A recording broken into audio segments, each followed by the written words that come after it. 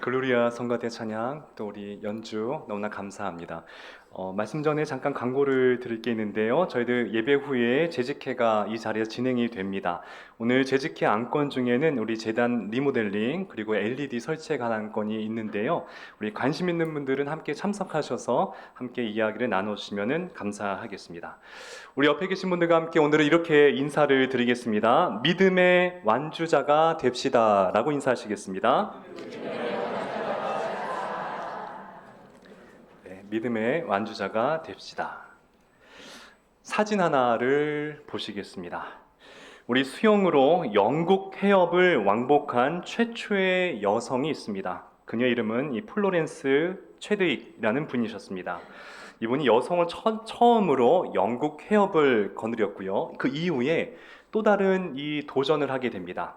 1952년도에 34살의 나이에 이 캘리포니아 해안에서 35km 떨어진 이 카타리나 섬에서부터 본토까지 수영을 하겠다라는 그러한 도전이었습니다. 35km입니다. 자그마치 16시간을 자지도 먹지도 쉬지도 않고 수영을 해야 되는 그러한 시간이었습니다. 상어떼로부터 그녀를 보호해주는 배를 제외하고는 그녀는 홀로 고독한 수영을 해야만 되었습니다. 이 모습을 그 당시에 100만 명이 넘는 사람들이 이 TV 중계로 지켜보고 있었습니다. 그날 날씨는 몹시 추웠고 해안에 안개가 자욱하게 끼어 있었습니다. 그녀가 15시간 동안에 열심히 수영을 해서 막 이제 섬을 향해서 이제 육지를 향해서 다 나아가고 있는데 갑자기 이 그녀가 한참 잘 가다가 이 수영을 멈추고 자신을 물속에서 건져달라고 호소하기 시작합니다. 뒤따라오던 이 배에서 어머니가 타고 있었는데요. 어머니가 얘야 조금만 가면 돼. 조금만 오면 바로 이 결승점이야 라고 얘기했는데 더 이상 이 플로렌스는 이 수영할 이 힘이 남아있지 않았습니다. 그렇게 그 도전은 실패하게 되고 다음날 기자회견에서 그녀가 한 얘기가 참 의미가 깊습니다. 이렇게 말씀하셨습니다. 변명하자는 것은 아니지만 눈에 보이는 것은 자욱한 안개뿐이었습니다.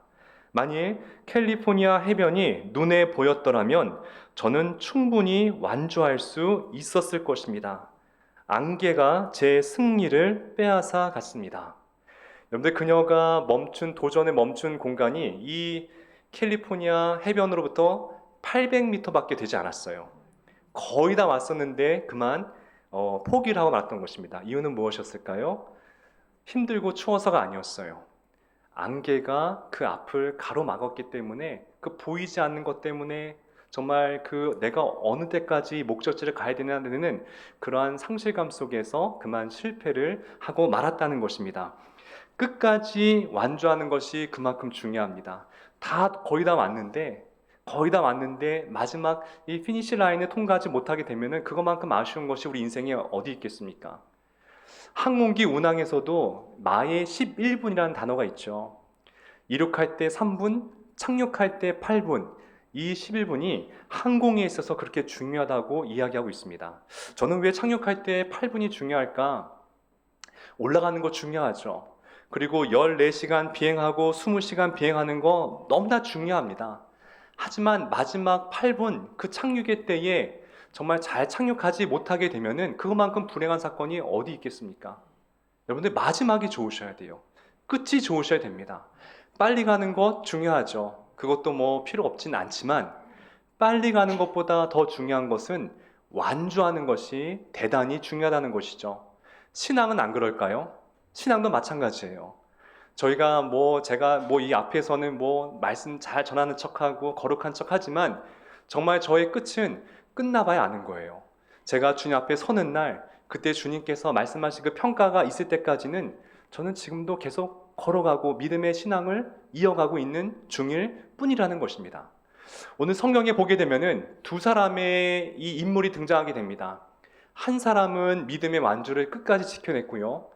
두 번째 인물은 중간에 그 믿음의 중도에서 그만 포기하게 됩니다. 바로 누가와 데마가 그 인물들인데요. 오늘 끝까지 완주한 누가, 또 중간에 포기한 데마를 통해서 우리는 어떤 신앙생활을 영위하면서 우리도 어떻게 끝까지 완주할 수 있을지에 대해서 한번 나눠봤으면 좋겠습니다. 사도 바울이 옥중에서 쓴 편지들이 있어요. 우리 글 갖다가 옥중서신이라고 합니다. 제가 이것을 외우기 쉽게 에빌골레라고 외워요. 에빌골레. 에베소서, 빌립보서, 골로새서, 빌레몬서. 이것이 바울이 감옥에서 쓴 편지가 이제 서신이 된 건데요. 이 성경이 된 것인데요. 이 옥중서신에 보게 되면은 바울이 굉장히 고마워하는 두 사람의 이름을 꼭 씁니다. 그러니까 얼마나 이 사람에 대한 이 감사함이 있었는지 편지를 쓸 때마다 이 두 사람 이름을 꼭 언급해요. 내가 참 사랑하는 사람이다. 내가 참 감사하는 사람이다. 이름을 씁니다. 제가 골로새서 4장 14절 말씀, 그 사람이 누군지 제가 한번 읽어드릴게요. 사랑을 받는 의사 누가와 또 데마가 너희에게 문안하느니라. 편지에는 사랑을 받는 의사 누가라고 해서 누가만 사랑받느냐 하지만 그것이 아니라 이것은 하나를 줄이고 이 사랑받는 데마, 똑같은 이야기입니다. 그러니까 사도 바울이 편지 쓸 때 굉장히 사랑을 받는 사람 두 사람을 언급했는데 누가와 데마였다는 것입니다. 또 빌레몬의 편지를 쓸 때에게도 똑같이 이렇게 씁니다. 빌레몬서 1장 23절. 그리스도 예수 안에서 나와 함께 갇힌 자 된 에바브라와 또한 나의 동역자 마가 아리스다고 데마 누가가 문안하느니라. 바울이 정말 고마웠던 것 같아요. 그러면서 사랑받는 의사 누가, 사랑받는 데마 이렇게 얘기하고 또 나의 신실한 동역자 누가, 나의 신실한 사랑하는 믿음의 동역자 데마 이렇게 꼬박꼬박 그들에 대한 치하하는 글을 매번 편지 때마다 썼습니다. 여러분 초대교회 문서에 보면요 어떻게 써 있냐면은 이렇게 써 있는 문서가 있는데요. 바울이 로마의 셋방에서 복음을 전파하며 거리를 걸어갈 때 바울의 오른편에는 누가가 있었고 바울의 왼편에는 데마가 항상 함께 걷고 있었다. 믿음의 삼총사였어요. 그러니까 이 바울이 힘든 사역을 감당할 수 있었던 이유는 뇌 좌총령 우베코 누가와 데마가 항상 바울 옆에서 지지해주고 힘이 되어주고 마음을 나눠주고 힘들 때 기도해주는 기도의 동역자들이었기 때문에 끝까지 완수할 수가 있었어요. 이 옥중서신을 쓴 시기가 AD 62년이었습니다. 주후 62년이었어요. 자, 그런데 5년 뒤 AD 67년도에 우리가 오늘 읽었던 디모데후서 바울의 마지막 서신입니다. 이걸 쓰고 이제 바울이 순교를 당하게 돼요. 이 5년 뒤에 디모데후서를 보게 되면은 다소 충격적인 내용이 등장합니다. 그렇게 자기가 신실하게 믿었던 데마, 그렇게 사랑하며 동역했던 그 동역자 데마에 대한 글을 쓰는데 전 굉장히 충격적이었어요. 우리 같이 한번 읽어봤으면 좋겠습니다. 디모데후서 4장 10절과 11절 시작. 데마는 사랑하여 나를 버리고 데살로니가로 갔고 그레스게는 갈라디아로 디도는 달마디아로 갔고 누가만 나와 함께 있느니라. 자, 말씀은 그냥 좀 보여주세요. 바울이 뭐라고 합니까? 그렇게 사랑받았던 데마, 나의 동역자 데마가 나를 버렸다는 거예요. 별로 충격을 안 받으시네요. 정말 충격적이었어요. 근데 그 이유는 하나님께서 분명하게 그 이유에 대해 설명하고 있어요. 여러분들 사람이 만나고 헤어지는 것은 괜찮아요. 그럴 수 있어요. 여러분 사람들의 관계도 다 유통기한이 있는 거 아십니까? 우리 관계 가운데는 다 하나님의 때가 있고 끝이 있는 거예요. 하지만 어떻게 헤어지느냐, 어떻게 떠나냐는 이것은 굉장히 중요한 문제입니다. 근데 오늘 말씀을 보니까 데마는 무엇 때문에 떠나느냐? 이 세상을 사랑하여. 세상을 사랑하기 위해서 바울을 버리고 떠났다는 거예요. 이게 굉장히 충격적인 거죠. 사랑받았던 데마. 정말 이 바울의 좌측에서 항상 바울의 힘이 되어줬던 이 데마가 이 5년 동안에 도대체 무슨 일이 있었냐는 거예요. 저는 이 글을 보면서 우리는 데마처럼 되지 않을 자신이 있습니까? 저는 저에게 물어봤어요. 그럼 나는 뭐 데마를 욕할 게 아니라 그냥 이게 과거의 2000년 전 역사로 그냥 치부해버릴 것이 아니라 지금 돌아와서 내 자신을 보게 되는 거예요. 여러분들의 신앙은 안전하십니까? 끝까지 그 믿음 지키면서 가실 용기가 있으십니까? 오늘 이 시간 우리에게 자문해보는 시간이 되었으면 좋겠습니다. 데마가 사랑했던 이 세상. 그런데 성경에서는 이 세상에 대해서 분명하게 대답하고 있어요. 대마가 그 사랑했던 그 세상이 얼마나 험한 세상인지 우리 요한일서 2장 우리 같이 한번 또 읽어볼까요? 2장 15절입니다. 시작. 이 세상이나 세상에 있는 것이나 사랑하지 말라. 누구든지 세상을 사랑하면 아버지의 사랑이 그 안에 있지 아니하니 이는 세상에 있는 모든 것이 육신의 정욕과 안목의 정욕과 이생의 자랑이니 다 아버지께로부터 온 것이 아니요 세상으로부터 온 것이라. 이 세상도 그 정욕도 지나가되 오직 하나님의 뜻을 행하는 자는 영원히 거하느니라. 아멘. 자, 대마가 사랑했던 이 세상의 특징은 무엇이냐? 이생의 자랑, 안목의 정욕, 다 그런 것들이라는 것이에요. 근데 그것의 특징은 무엇이냐면은 다 허무하게 지나간다라는 것이에요. 전 너무나 이 말씀이 이해가 돼요. 우리가 그렇게 얻고 싶어자 했던 것을 얻었을 때, 그렇게 들어가고 싶은 회사나 학교를 들어갔을 때, 그렇게 만나고 싶은 사람을 만났을 때 영원하던가요? 그러지 않다는 데에 그 인생의 한계가 있다라는 것이죠. 그런데 성경에서 말씀하십니다. 영원한 것이 있대요. 마지막 절에 보니까 하나님의 뜻대로 행하는 자는 하나님 앞에 영원히 기억이 된다라는 것이에요. 대마가 이것을 몰랐어요. 우리가 조금 더 이 세상에 대해서 한번 봤으면 좋겠는데요. 대마가 이 세상을 사랑해서 데살로니가로 떠났다고 합니다. 학자들은 이 대마의 고향일 거라고 유추를 합니다. 뭐 정확히는 알 수가 없어요. 그 제가 이 데살로니가를 한번 유심히 살펴보니까 지도를 한번 봤으면 좋겠습니다. 왜 대마가 그 도시를 사랑했는지 저는 이해가 됐어요. 이 데살로니가는 서양과 동양을 딱 이어주는 중간 센터에 안착하고 있습니다. 근데 이 화면에 잘 보일지 모르겠지만 이제 LED 바꾸면 잘 보일 거예요. 이 중간에 지도를 가로이르는 이 빨간색 칠선이 있거든요. 그 선이 굉장히 중요합니다. 이게 비아 에그나티아 길이라는 것이에요. 에그나티아 가도. 여러분 비아란 뜻이 무엇인지 아세요? 비아 돌로로사, 예수님의 순환의 길. 그래서 비아라는 것은 이 길이란 뜻이지 않습니까? 이 에그나티아 가도란 뜻이에요. 길이란 뜻이에요. 로마가 세상을 정복할 때에 길을 만듭니다. 이스탄불에서 로마까지 이어지는 이 굉장한 길을 만들고 있어요. 지금도 그 길이 남아 있습니다. 사진 한번 보여주시겠어요? 이게 에그나티아 가도인데요. 굉장히 지금까지 잘 보존되어 있어요. 그래서 여러분들 이 길이 잘 닦여 있기 때문에 모든 길은 로마로 통한다는 게 이것 때문에 비롯된 것이었어요. 자, 어찌되었든 근데 한번 지도를 다시 한번 보여주세요. 지도를 보게 되면은 데살로니아가는 딱 그 중간에 있어요. 보이십니까? 딱 중간에 있어요. 이 알렉산더 대왕의 이복 누이가 있거든요. 그 누이의 이름을 따서 이 마게도냐라는 이름을 지었고요. 이 인구 20만이 그 당시에 살았던 제2의 도시, 굉장히 큰 도시였습니다. 근데 그게 어디 있었느냐? 동양과 서양을 이루는 딱 그 중간 센터 핵심 자리에 있었어요. 교통의 요지였습니다. 또 상업에 발달한 도시였어요. 그러면 그 도시가 부자였을까요? 가난했을까요? 굉장히 부자였어요. 굉장히 잘 살았어요. 길이 잘 뚫렸기 때문에 많은 상인들이 오면서 거기서 무역을 쉽게 할 수가 있었어요. 근데 문제는 무엇이냐? 잘 사는 그 이후에 뭐가 쫓아왔을까요? 우상들이 또 그곳에 쉽게 돌아오기 시작합니다. 몰려들기 시작합니다. 그리고 쾌락과 성적인 방종도 그곳을 지배하게 되었더라는 것이에요. 그 땅, 그 도시를 누가 갔느냐?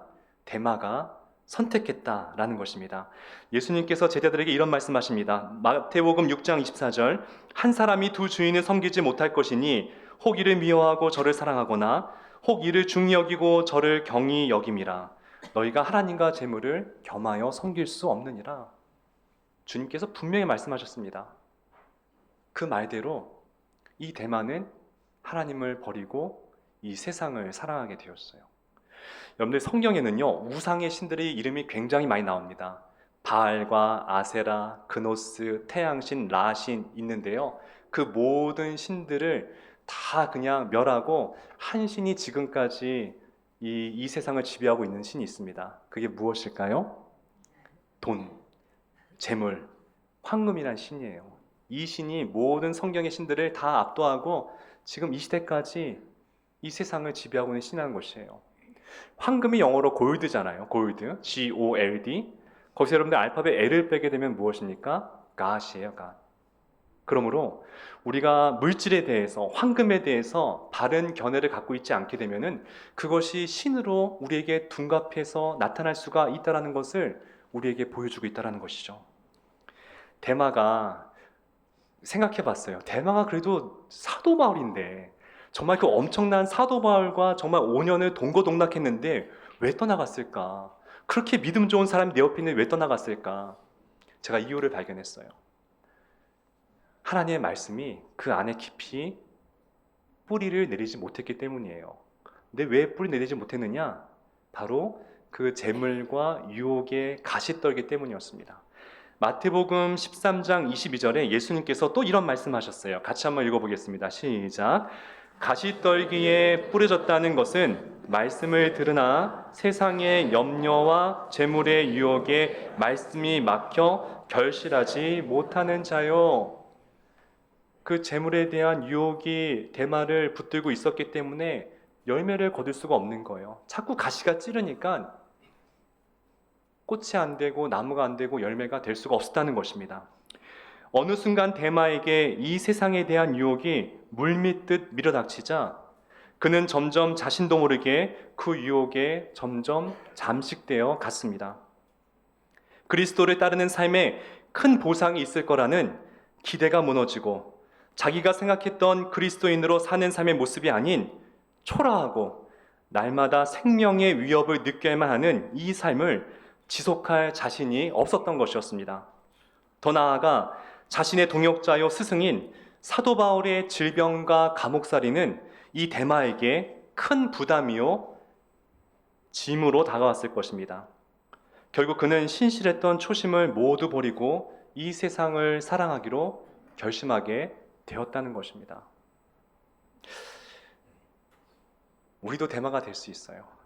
누구나 흔들릴 수 있습니다. 신앙생활하면서 한 번도 회의감이 들지 않고 한 번도 하나님 원망이 들지 않을 때가 있는 분도 없을 것이고 우린 살면서 흔들릴 수 있어요. 괜찮습니다. 흔들리면서 피는 게 우리 인생이에요. 제가 시를 좋아하는데 우리 흔들리며 피는 꽃이라는 시가 있습니다. 제가 한 부분만 읽어드릴게요. 흔들리지 않고 피는 꽃이 어디 있으랴. 이 세상 그 어떤 아름다운 꽃들도 다 흔들리면서 피었나니 흔들리면서 줄기를 곧게 세웠나니 흔들리지 않고 가는 사랑이 어디 있으랴.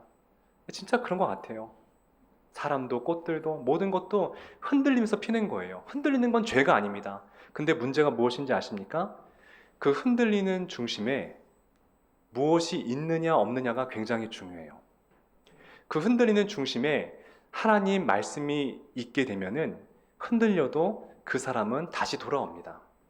그런데 흔들릴 때 내 안에 말씀이 그 안에 뿌리를 내리지 못하고 있으면은 그 흔들린 순간에 그 사람은 넘어지게 되어 있어요. 바로 그 예가 누구냐? 흔들리면서 정말 넘어질 뻔하다가 간신히 돌아온 사람이 있는데 대표적인 케이스가 바로 베드로였습니다. 베드로가 이제 예수님 붙잡혀 가시고 그 가야바의 뜰에 베드로가 뒤따라갑니다. 근데 어린 소녀 하나가 베드로 보면서 이 사람도 예수님과 한패라고 고자질을 하죠. 크게 외치죠. 베드로가 당황합니다. 난 아니라고 부인하는 거예요. 똑같이 한 번 부인하고 두 번 부인합니다. 근데 이 여자아이가 맞다고 그러자 세 번째는 베드로가 부인을 엄청나게 하거든요. 예수님을 저주하면서 부인을 합니다. 이게 원어로 읽게 되면 여러분들 굉장한 의미가 있어요. 제가 이제 공동 번역으로 마태복음 26장 74절 읽어드릴게요. 그러자 베드로는 거짓말이라며 천벌이라도 받겠다고 맹세하면서 나는 그 사람을 알지 못하오 하고 잡아떼었다. 바로 그때에 닭이 울었다. 그래서 저주라는 단어가 헬라어로 카테나데 마티조라는 뜻인데요.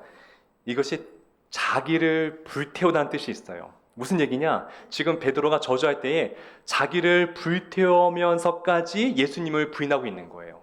굉장히 지금 힘을 내서 난 저 인간을 모른다고 그렇게 예수님을 저주한 거였어요. 예수님이 얼마나 마음이 아프셨을까요? 정말 이렇게 망가질 대로 망가진 베드로, 어떻게 이 베드로가 다시 주님 앞에 설 수가 있겠습니까? 데마보다 사실 더 못했어요. 데마는 그냥 조용히 떠났지만은 베드로는 자신의 어떤 의지를 불태우면서 이 예수님 부인하거든요. 근데 그가 돌아왔어요. 근데 어떻게 돌아오는지 아십니까? 그 비결이 대단해요. 우리 마태복음 26장 75절을 우리 같이 읽어봤으면 좋겠습니다. 시작. 베드로는 닭이 울기 전에 3번이나 나를 모른다고 할 것이다 하신 예수님의 말씀이 떠올라 밖으로 나가 몹시 울었다. 자, 베드로가 통곡하고 돌아올 수 있었던 반전의 포인트는 어디 있었느냐? 예수님의 말씀이 떠올랐기 때문이에요. 그 흔들리는 순간에, 그 유혹에 넘어지는 그 순간에, 정말 내가 예수님을 떠나야 되겠다고 다짐했던 그 순간에, 내가 이 세상을 사랑했다고 세상을 사랑하기 위해서 떠나려는 그 찰나에 뭐가 떠올랐느냐? 예수님 말씀이 떠올랐다는 거예요. 이 떠오른 말씀이 떠나가려는 베드로를 꽉 잡아줬던 거예요. 흔들리셔도 괜찮아요. 잠깐 방학하실 분들 방학하세요.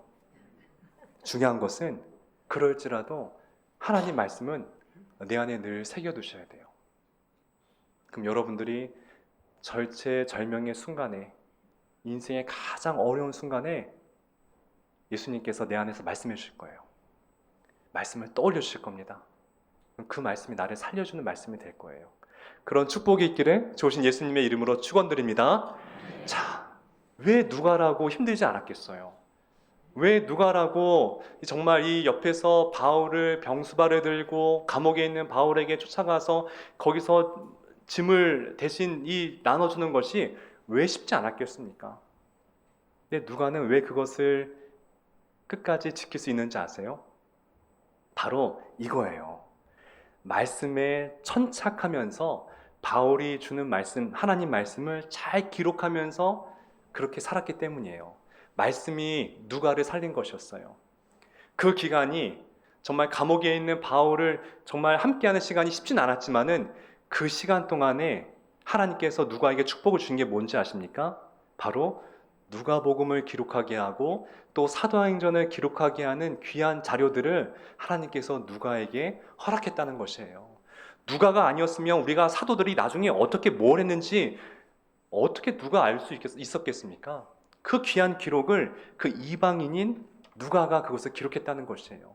그러니까 누가는 의사였기 때문에 굉장히 꼼꼼했던 것 같아요. 그래서 하나하나 바울이 말한 이야기들을 하나하나 놓치지 않고 그거를 기록했습니다.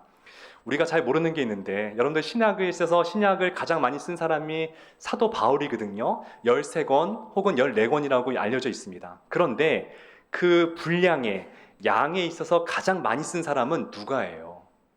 누가가 쓴 누가복음과 사도행전의 그 분량이 사도 바울이 쓴 13권의 서신보다 더 분량이 많습니다. 엄청난 거예요. 신약 성서의 거의 30%를 차지하고 있을 정도로 누가가 방대한 하나님의 말씀을 남겨놓게 됩니다. 하나님의 주신 축복이었던 것이죠. 끝까지 견뎠던 누가에게만 주셨던 하나님의 은총이었어요.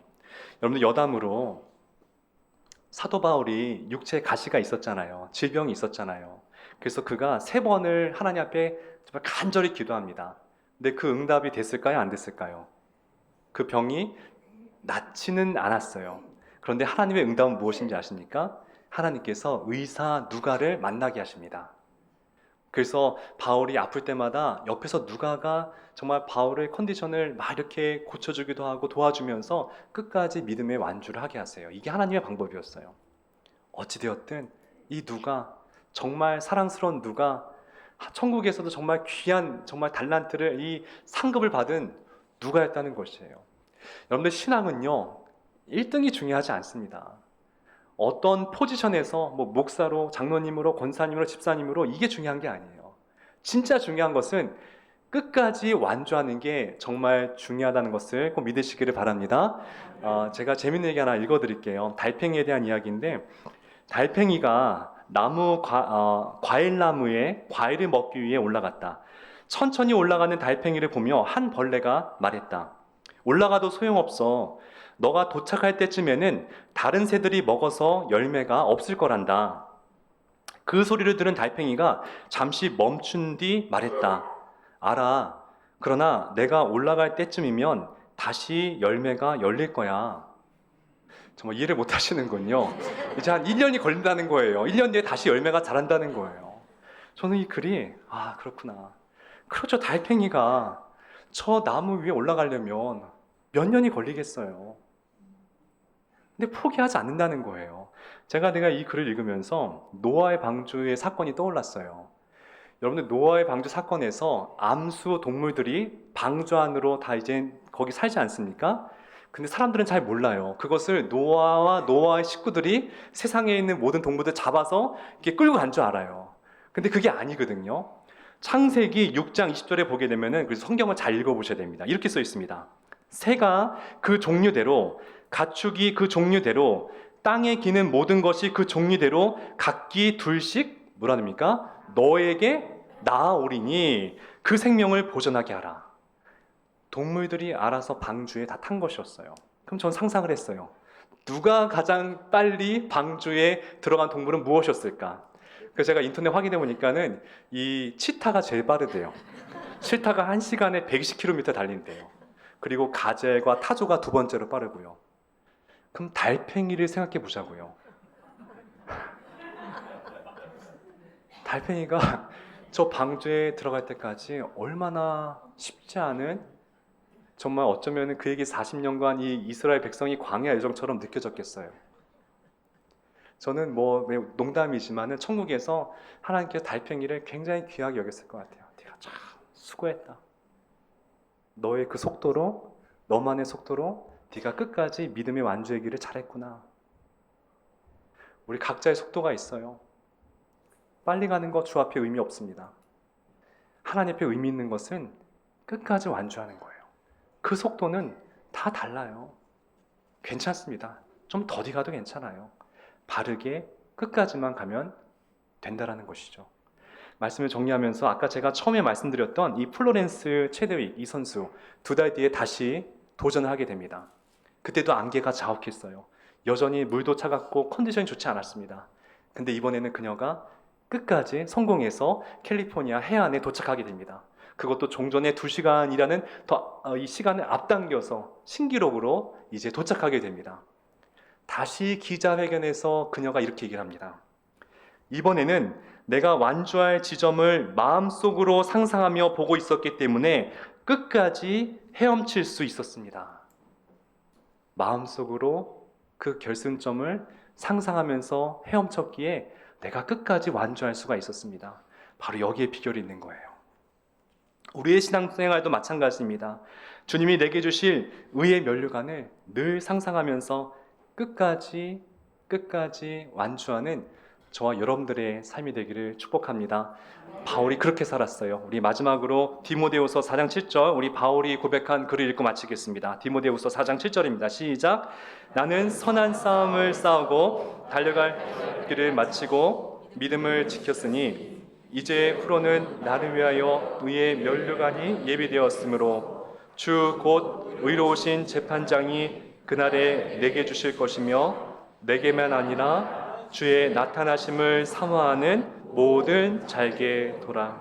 이 말씀이 저와 여러분들에게도 그대로 이루어지기를 조신 예수님의 이름으로 축원드립니다.